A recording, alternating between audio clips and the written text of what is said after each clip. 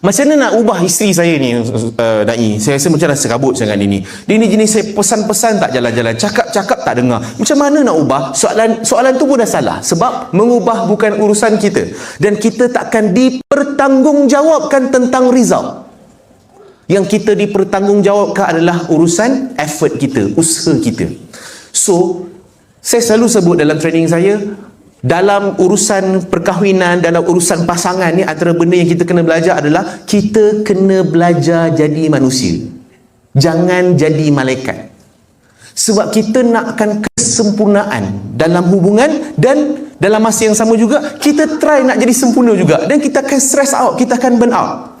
Saya nak share lah tuan-tuan beberapa punca-punca yang menyebabkan kita ni jadi macam perkahwinan, hubungan, sebab kita punya tajuk pasal perkahwinan kan, emosi, amanah, peranan ni semua. Jadi saya nak share antara penyumbang besar kita ni punya perkahwinan jadi tak best sebabkan berlaku perbandingan.